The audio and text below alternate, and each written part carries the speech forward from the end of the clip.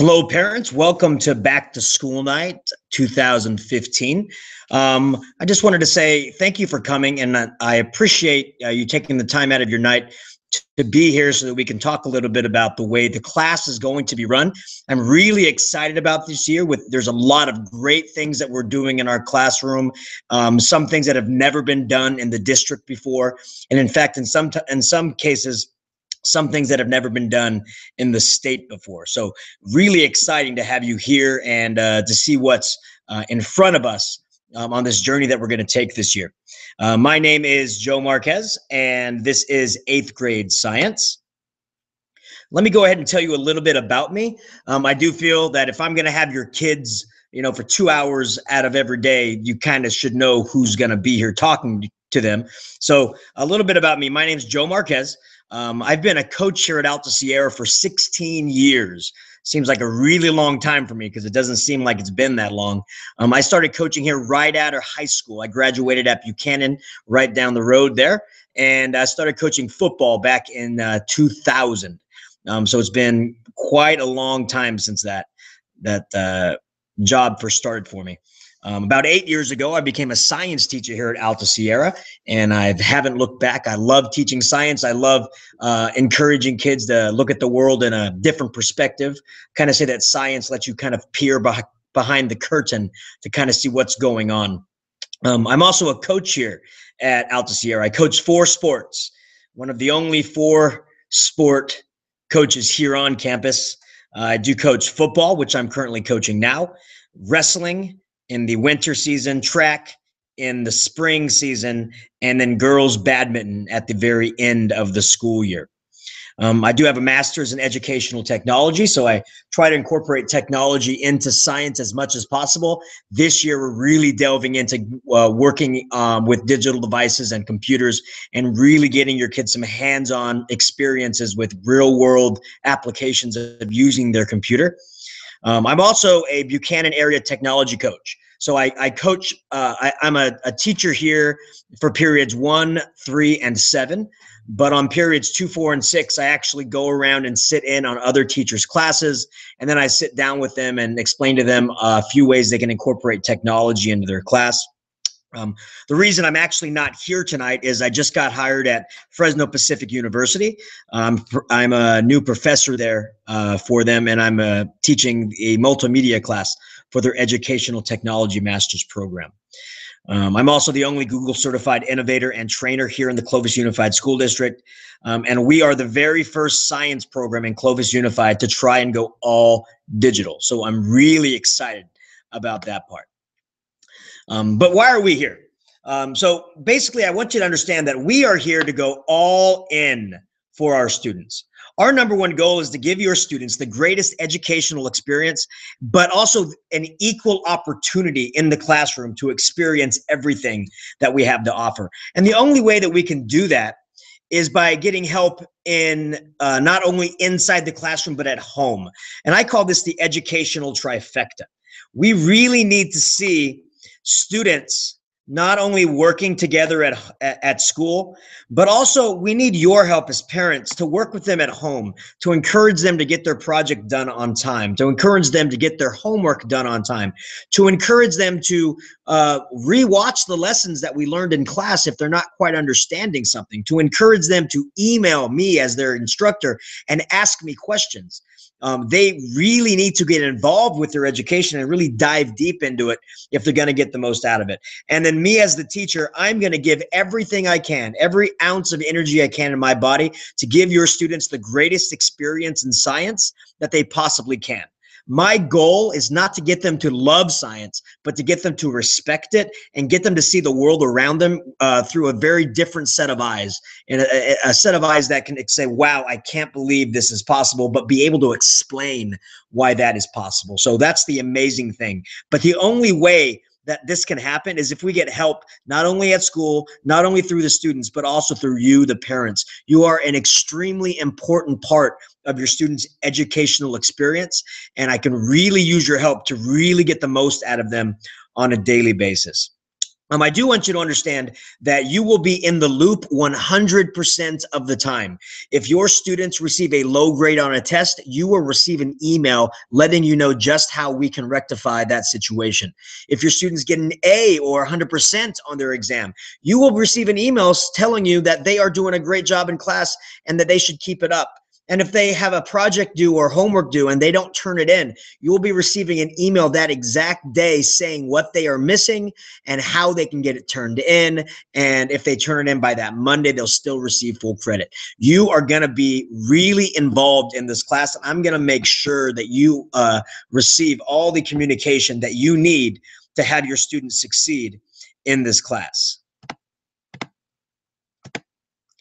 But how can you help? Well, number one, like I was talking about, please stay involved. That means, when your kids come in from school, please ask them questions. How was science today? What did you learn? What did you guys go over?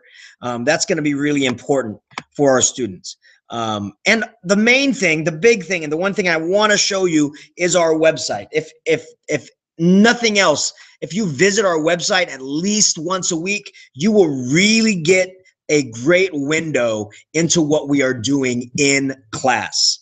And one thing I really want to show you on our website is that our lessons are recorded. Every single lesson that we teach in class is recorded and documented and archived on our website. So if your student was absent because they had a doctor's appointment, or they were absent because they had to leave early for choir or band or a sport, or absent because they're sick, they don't have to miss a beat in our classroom, because every single thing we do in class is recorded, and they can go back and re-watch the lesson. If they didn't get it the first time, they can go back and re-watch it. If you want to help your student, you can sit with them and re-watch it with them to help explain everything that's going on. So I really quickly want to show you our website, because this is the portal into our classroom. As this is being pulled up, I want you to understand that I'm trying to make the website as user-friendly as possible, but I'm going to show you the two spots that you as the parent are going to want to take a look at. Number one is right below this welcome. You have how many days are left until their next exam. You will know exactly to the day when our next exam is going to be. So you can just go on here, see what unit we're on, how many days left until that exam, and you can say, don't forget, your test is in 10 days. What can I help you with? Right above this, I'm going to start doing something called the State of the Classroom address. So about every week or every 2 weeks, I'm going to do a quick 1-minute YouTube video that you can sit and watch, just explaining everything we've done in class, everything I've expected of your students, and where they should be, project-wise and homework-wise, just so you are on the same page as everybody else. And then if you scroll down a little bit more, right here is the most recent updates we've done in class. So you can see our most recent updates are, we have Welcome to the School Year that I posted on Monday, class handouts that I had the students take home yesterday to bring home to you and get signed. Hopefully those were turned in. And then on Wednesday, we did a Let's Get Connected by our digital devices. Everybody got a digital device out. We all successfully logged in to the school's Wi-Fi system. We all successfully logged in to their student Google account, and we all successfully logged in and connected to our Google Classroom digital classroom. So everybody is getting into their classroom. Everybody is getting logged into their device, whether it's a school borrowed one or their own personal one. So every single one of your students has successfully logged in, and they can do that. But you as a parent, if all you want to do is quickly visit the website and see what's going on, please just click on this Keep Calm and do your homework. This button right here, if there's nothing else, just click on that, and it will take you to the most current homework page, and it'll tell you exactly what we are doing in class. So if you click on it, the most current homework page, it should be Unit 1. It looks like I haven't changed it yet, but this is what it'll look like for you once I get that changed up. Unit 1 homework, it'll tell you when our test is. It's going to be September 30th. And the most recent assignments I've handed out. So you can see that the class syllabus was handed out on Tuesday the 25th, and it's due back by, well, it should have been turned in today on Thursday the 27th. And if for some reason your student lost it, you can click right here and you can actually see the copy and download another copy for yourselves. So that's one of the great things about the way that our classroom is going to be run. If your students lose something, if your students think they can't find it or they thought they did it, it's going to all be found right here on the website. So the website is a great place for you to visit and take a look. Also under the unit, if you go down to PowerPoints, I'm actually going to change the name of this from PowerPoints to Lessons because we don't really use PowerPoints anymore. We use an online digital system called Nearpod, which is fantastic. But you can actually go through the PowerPoint slides with your students and help them understand the material more. Or you can listen to our recorded lesson sessions. Everything we do in class is recorded. Your students aren't recorded. Their faces aren't recorded. Their voices aren't recorded. But my screen and my voice is recorded. So you will be able to see and listen to everything we've done in class. And one last thing. Our lessons are not only recorded, but they're recorded live. So if you know what time your student is going to be in my class, you can log in to our class YouTube page, click on live session, and you can see what's going on in our classroom at that exact moment. If you've ever wanted to know what your student's teacher is teaching your kid, you can log into my classroom and you can sit there and you can listen all day long if you'd like. I completely have an open classroom policy and you're more than welcome to listen to see what we're teaching your student in your class. So the website is key to keeping with that educational trifecta we talked about. Now, a lot of questions I get about this time is, do we need to purchase a student laptop? Do we need to purchase a laptop for our students? The big answer is no, you don't have to. It's going to be run just like our AB classes, where there's going to be some laptops in class that your students can use and borrow. The only thing is in science, we don't have the greatest of laptops. We have the old hand-me-down laptops, which I have refurbished and try to make as fast as possible for our purposes. So as I tell the students, we are going to be using digital devices every single day. And in fact, when they come in, that's one of the first things they're going to do is sit down and take out their digital device, log into the Wi-Fi system, and then they're going to log into Google and then log into Google Classroom. And we've been working on that the last few days, and they're doing a great job at it. But like I've told my kids, told our students, the first choice in any digital device, if you have the opportunity to get a laptop or a Chromebook, I highly recommend you get one if you have the means. If you're teetering on, should we get our student a laptop or not? I'm hoping that this class will teeter you in the option of yes. But if you don't want to purchase a laptop or a Chromebook for your students, and by the way, Chromebooks can be purchased on Amazon for as low as $150. So they're not super, super expensive.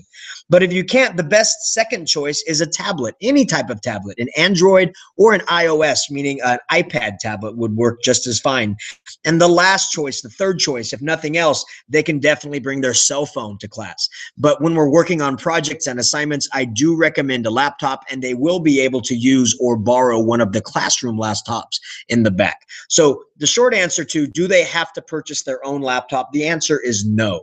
But if you're trying to decide if you should purchase them one, I highly recommend that you do, because I will show them how to use it for educational purposes and how they will be using it in high school and how they will be using it in college. It'll be a great benefit to them. But do be aware, if they do not bring a digital device to class, we do have 20 loaner laptops in our science class that they can use in class to complete their classwork and projects. And this is a big question I always get is, what is all this talk about social media? You might have had your students come home and say, Mom, Dad, Mr. Marquez uses social media in class. I have to get a Twitter account. That actually is not true. They don't have to have a Twitter account. They don't have to have an Instagram account.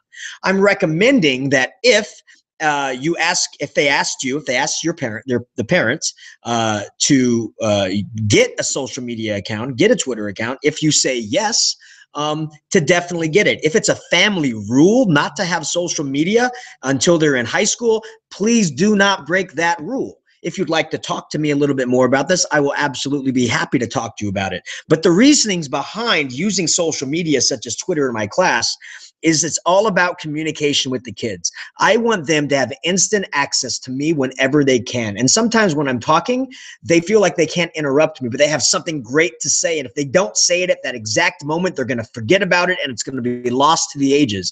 If they have the opportunity to tweet out something they're thinking, to tweet out something they're excited about, to tweet out something they just learned because, wow, I didn't know that was possible, I want them to do it at that exact moment, because that exact moment is when the spark of education happens, and I want them to experience that. So that's why I use social media in the class, to really get them involved and engaged and motivated to be in the class and to really grasp a hold of this classroom as their own. It's not my classroom, it's our classroom. To grab it and say, this is my science classroom and I'm going to take full advantage of it and use everything I possibly can. So that's why I use social media in the class. So students tell me in real time what they learned or what they're having a hard time with. It creates a great archive for me to go back and look at what is working and what is not. And actually, if you go back in time on my Twitter, if you go to #MarquezScience, you can backtrack to see what my students were doing last year at this time last year.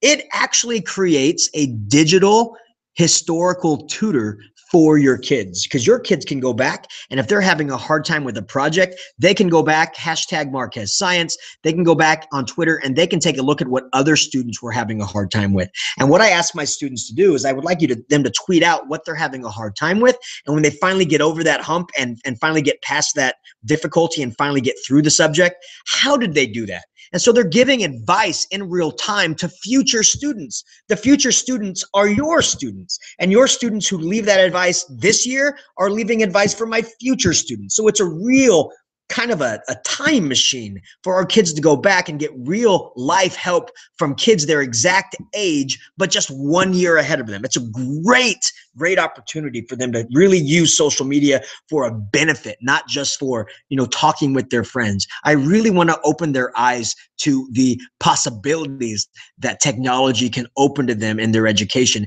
and not just be narrow-minded of social media being used for one purpose, and that's entertainment and talking with their friends, but really getting involved with the world around them. And that world around them, I want to be science for this class. So like I said, it's not mandatory or necessary for the class. It's only an enhancement to take learning to the next level. So truly, if you as a parent really don't want your student to have a social media account at this juncture in their life, please do not let them. But if you're wondering why I wanted to let them use social media, that is the reasoning. So, we really take their safety into account, and I ask them to only have a Twitter account for the educational purposes, and the only people in class that will see it are our classroom students, and so I really take that safety into account. So if you'd like to talk to me a little bit more about that, please understand, if you take a look down here at the bottom, because I was not here physically tonight, I want you to know that I'm actually going to take some time on Wednesday night.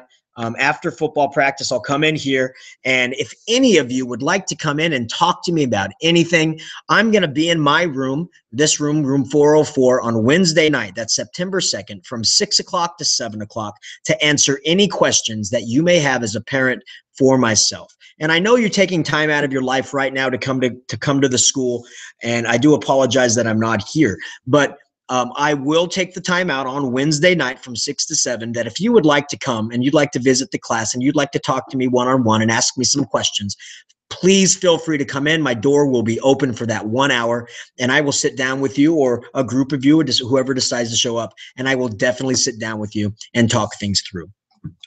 My main goal is I want your students to receive the best possible education that they can in this juncture in their life. Right now, 8th grade is a key moment when we can really get them and really light a fire, light a spark in their heart to really take a hold of their education and really raise to that next level so they can really truly be something. And I'm trying to help be that spark and lift them up and really get them involved in education. And that's really what I want to do.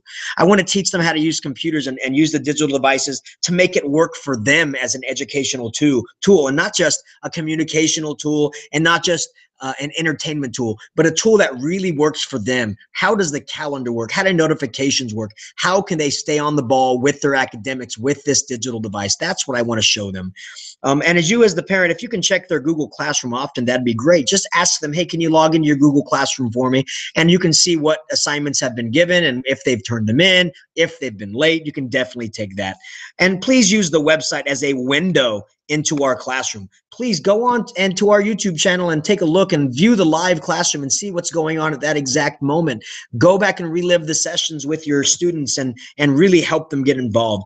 And if you want to contact me, please feel free to email me at joemarquez@cusd.com. I check that daily and regularly, and I'll get back to you. Or if you want to tweet me, if you're a tweeter out there, you can definitely tweet me. My handle is at Joe Marquez 70.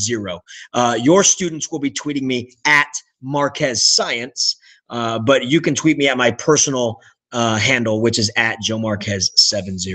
I really want to thank you so much for coming in tonight, taking the time out of your night to get to know our classroom a little bit. I hope you got to know me a little bit through this digital session that we're having.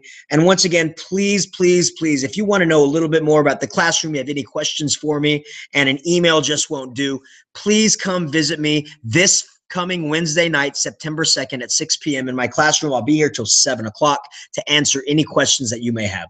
Thank you so much. I probably went over in time, but thank you so much for staying with me. Have a great rest of your night, and please, please, please, communication with me is the best thing about this class. So please contact me with anything that you have. We just really want to get your student involved with this classroom as much as possible. Thank you so much, and have a great night.